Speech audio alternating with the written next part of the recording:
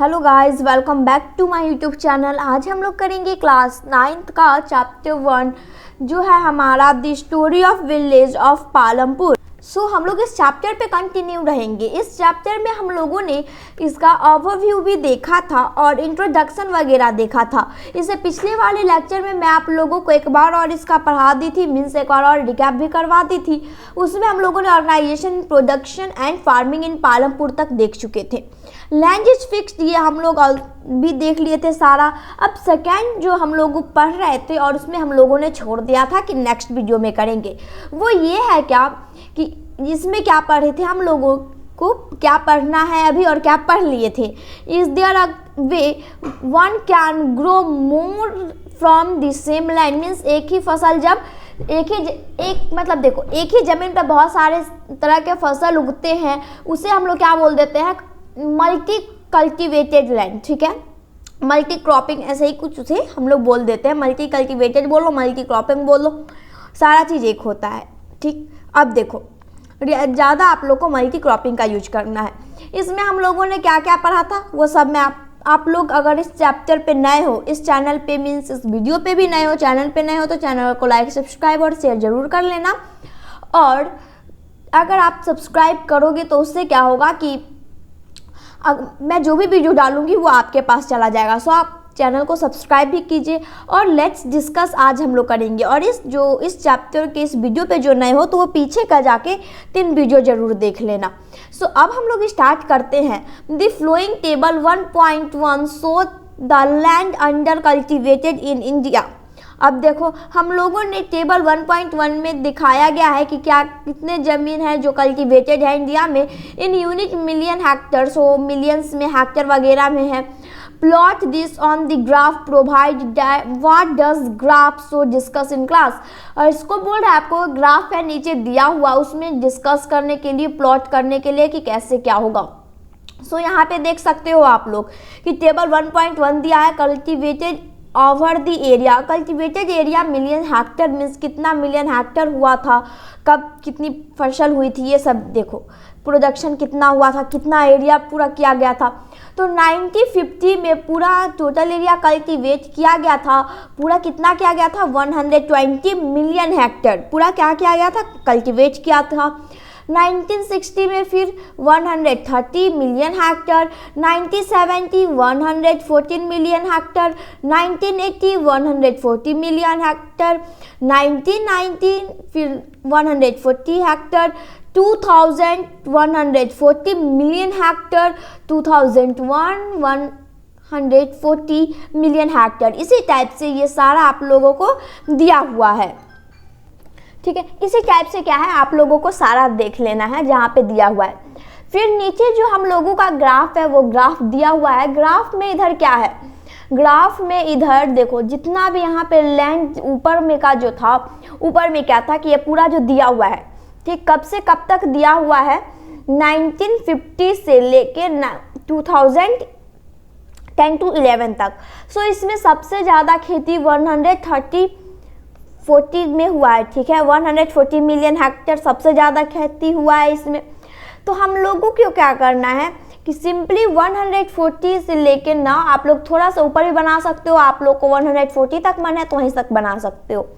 देखो आपको क्या करना है कि इसमें आप लोगों को डिफरेंस लेना है। डिस्टेंस कैसे लेना है, अगर आप लोग चाहोगे तो 10 का डिफरेंस ले लो, जैसे कि यहाँ पे 10 ले सकते हो, फिर 10 के बाद आ गया हमारा 20, फिर यहाँ पे आप लोग 30 ले सकते हो। इसमें क्या है कि कितने कितने का डिफरेंस लिया गया है टोटल, इसमें टोटल 20 का डिफरेंस लिया गया है। तब तो 20, 40, 16, 80, 100, 120, 114, 116। ठीक है, अब देखो नीचे में जो ये हमारा ईयर था कब कैसे हुआ, तो वो ईयर नीचे में पड़ा है। अब आप लोग सोचोगे कि ये डॉट ऐसा बीच में वो क्यों खाली है, वो इसलिए खाली है क्योंकि देखो यहाँ पे क्या है, 10 के नीचे क्या आता है, यहाँ पे भी एक डॉट खाली होता है। 10 के नीचे हमारा यहाँ पे आ जाएगा, 20 के नीचे यहाँ पे आ जाएगा हमारा 10, फिर क्या हो जाएगा 10 के बाद 13, फिर यहाँ पे हो जाएगा हमारा 13, राइट। अब देखो 10 के ऊपर 20, फिर 30, 40, 50, 60, 70, 80, 90, 20 ऐसे है। ठीक है, ऐसे करके दिया हुआ है। अब देखो देखो आधा आधा आप लोगों को डायरेक्टली करना है। कैसे कि 10 का 20 का आधा 10, फिर 40 का आधा कितना होता है, वैसे करके 10 के डिफरेंस में अब आप लोग को यहाँ पे बना देना है 10, 20, 30, 40, 50, 60, 70, 80 ऐसे करके लेते जाता है, इसीलिए। ठीक है, तो यहाँ पे अगर आप लोग को जहाँ पे डिफरेंस देना है, अगर यहाँ पे भी आप लोग डिफरेंस दे रहे हो तो नीचे भी देना है। तो अब देखो हम लोगों ने देखा था कि 1950 में पूरा कितना कल्टीवेट हो गया था लैंड, तो 120 मिलियन हेक्टर यहाँ पे दिया हुआ है, आप लोग देख लो। देखो 120 मिलियन हेक्टर हो गया है, इसीलिए वो जो पूरा बार ग्राफ, ये जो हमारा जो ग्राफ है उसका इंड कहाँ पे हुआ, इसका इंड पूरा 120 पे हुआ है। फिर इसका कहाँ पे हुआ है 30, तो 30 तो नहीं दिया हुआ है, तो जैसा कि मैंने यहाँ पे निशान लगा दिया था तो यहाँ पे हमारा क्या हो जाएगा 30 हो जाएगा। ठीक, फिर 40 पूरा देखो, 40 पूरा यहाँ से लेके तो सारा इक्वल था, इसीलिए ये लोग सारा ये इक्वल लाइन में दिया हुआ है। समझ में आ गया? बस आप लोग को इसमें इतना ही करना है जो उसमें बोला गया है। As it important to increase the area under cultivation why. अब आप लोग से पूछा गया है कि हम लोगों को एरिया बढ़ाने की ज़रूरत है जब हम लोग कल्टीवेशन उतना में कर लेंगे तो क्यों। You have real about the crop grown in Palampur. हम लोगों ने एक नया प्रोडक्शन करने का तरीका सीखा है पालमपुर में कि एक ही लाइन पे हम लोग अलग अलग टाइप के फसल उगा सकते हैं।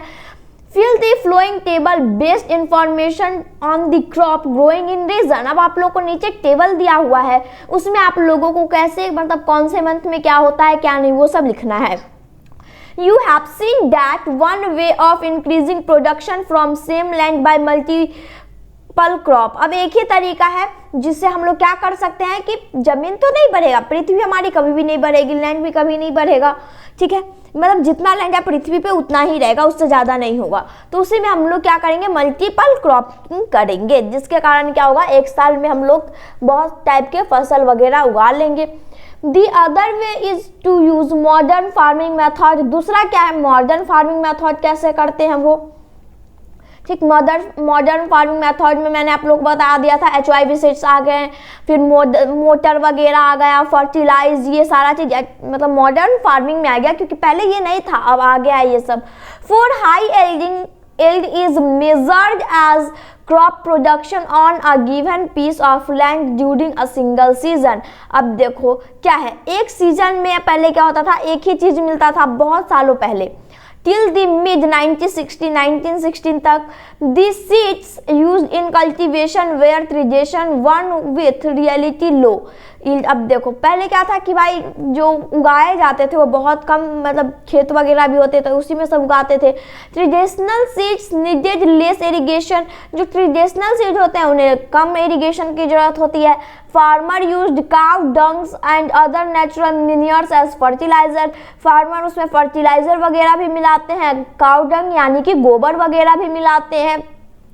All this were readily available with the farmer who did not have buy them।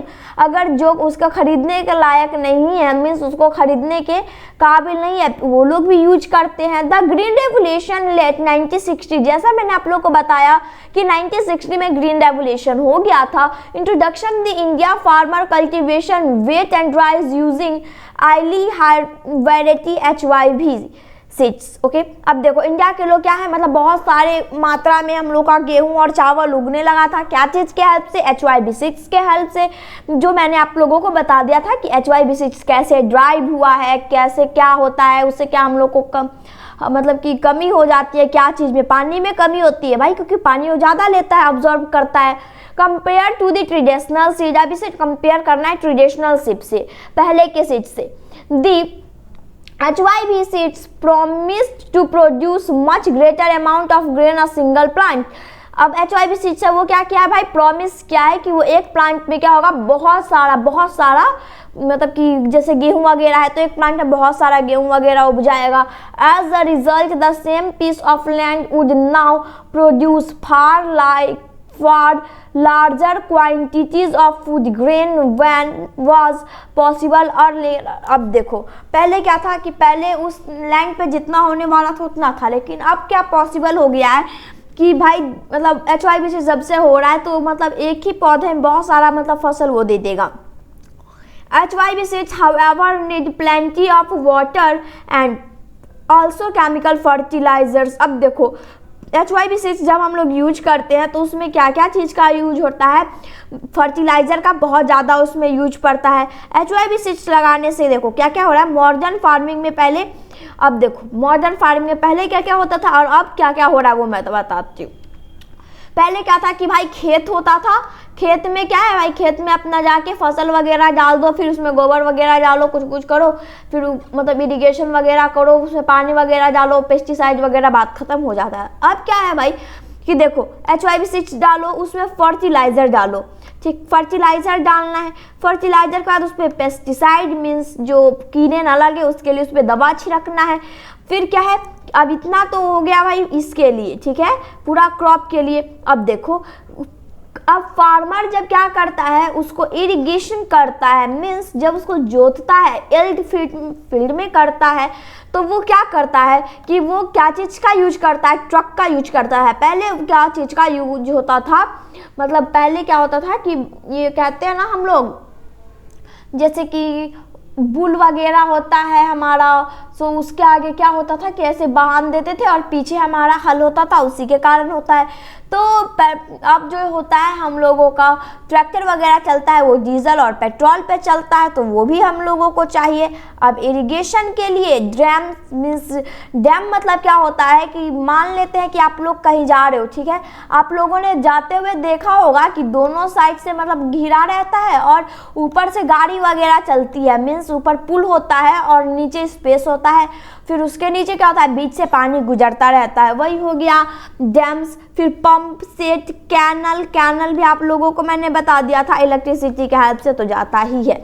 ये हो गया हमारा मॉडर्न फार्मिंग कैसे करते हैं। अब आगे हम लोग पढ़ लेते हैं, आगे क्या है, आगे हम लोगों का पेस्टिसाइड्स टू प्रोहिबिट। पहले हम लोगों को देख लेना है कि भाई सेकंड में अब कितना है। सो सेकंड में अब हम लोग का ये तो खत्म हो जाएगा, लेट्स डिस्कस। फिर भी ये बहुत है सेकंड का, कोई बात नहीं। Pesticide to produce best result, pesticides वगैरह से जब हम लोग डालते हैं तो उसमें हम लोग को अच्छा रिजल्ट मिलता है। Higher yield were possible only form a combination HYB seeds.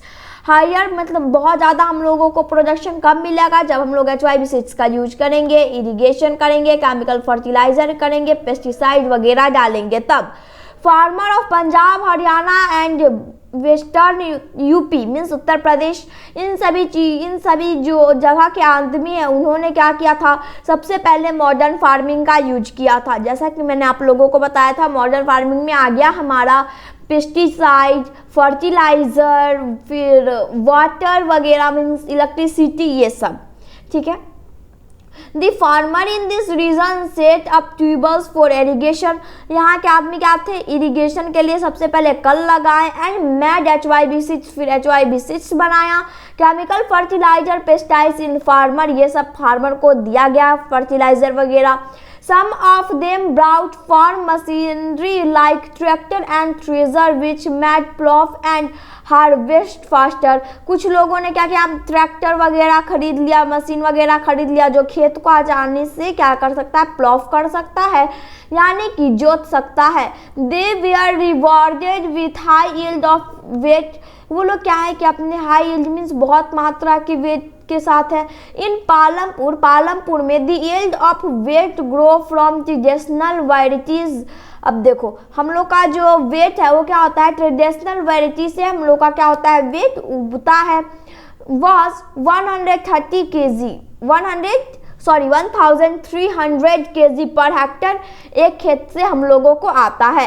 With HYB seeds जब से हम लोगों ने यूज किया है तब से the yield went up to 3200 percentage Hector.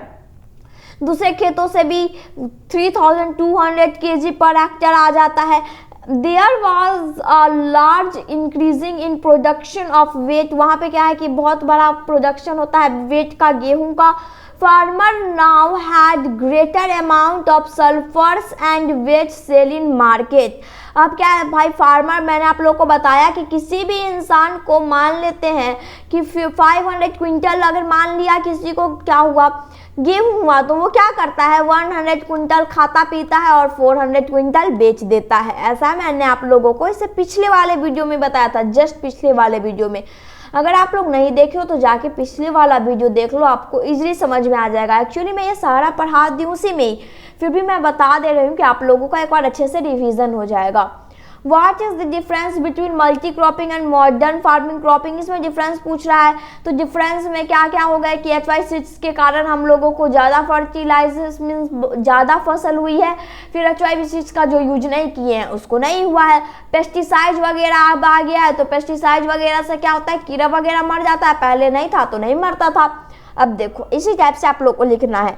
The flowing table show the production of wheat and pulse in India after the green revolution. अब देखो ग्रीन रेवोल्यूशन के बाद क्या है, इसमें वेट और पल्स दिखाया गया है in unit of million tonnes, बहुत सारे यूनिट्स में मिलियन वगैरह टोन्स वगैरह दिखाए गए हैं। प्लॉट इज दिस ग्राफ, अभी से आपको ग्राफ पे बोलने के लिए बनाने के लिए बोल रहा है। As the green revolution specially successful of for both the crop discuss. अब देखो क्या है कि जो मतलब कि देखो सक्सेस हो जाने के बाद क्या है कि जो जो हम लोगों ने डिस्कस किया था, जो जो हम लोग ऊपर कर चुके हैं, वो आप लोगों को एक बार वाले ग्राफ वाले कॉपी में बनाना है। आफ्टर दैट फिर देखो यहाँ पे क्या है, production of pulse and wheat in million tonnes. Million tonnes में क्या है कि कैसे खेती हुई है।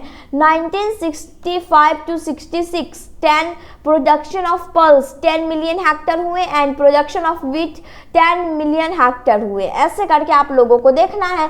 Source direct of economic statement, department of agriculture and compare 2002 and 2010 to 30 book agriculture statistics. अब इसे क्या बोला गया है कि सबको हम लोगों को एक बुक में रख लेना चाहिए, एग्रीकल्चर के बुक के बारे में सब में दिया हुआ है। Modern farming method require the farmer to start with more cash than before. Why? Modern farming method हम लोगों को बता रहा है कि हम लोग को कुछ नया नया कैसे करना चाहिए, कैसे नहीं, वो सारा चीज़ जैसा कि हम लोग को पालमपुर से पढ़ के पता चला है। देखो अब एक्टिविटी क्या है, during this field visit talk to some far of your region. अब देखो आपको क्या करना है, एक फील्ड में घूमना है और फार करना है कि कितना दूर का रीजन है। What kind of farmer method, modern of traditional और fixed, do the farmer use. अब देखो ट्रेडिशनल क्या है, क्या चीज़ का, ट्रेडिशनल क्या चीज़ का है, फार्मर वगैरह का। राइट और नोट इसके बारे में लिखना है। What are the source of irrigation, irrigation के सोर्स लिखने हैं। How much the cultivated land is irrigated, कितना कल्टिवेटेड लैंड हम लोग को इरिगेटेड करना है। Very little, nearly half, major all. अब देखो इसमें से आप लोग को ऑप्शन बोला है। From where do farmer obtain the input that they require. अब बोलो इसमें से बोल रहा है कि कहाँ से बोल रहा है कि फार्मर को ये रिक्वायर है। देन अब हम लोग आ गए हैं हमारे थर्ड टॉपिक पे। थर्ड टॉपिक जो है हमारा विल द लैंड सस्टेन्स, ये हम लोग नेक्स्ट लेक्चर में करेंगे। आपको अगर यहाँ तक समझ में आ गया तो अच्छी बात है, अगर नहीं समझ में आया, जो इस चैनल पे अभी अभी जुड़े हो, नए हो, तो प्लीज़ पीछे का जाके लेक्चर जरूर देख लो। समझ में आ गया तो चैनल को लाइक, सब्सक्राइब और शेयर जरूर कीजिएगा। Thank you, have a great day.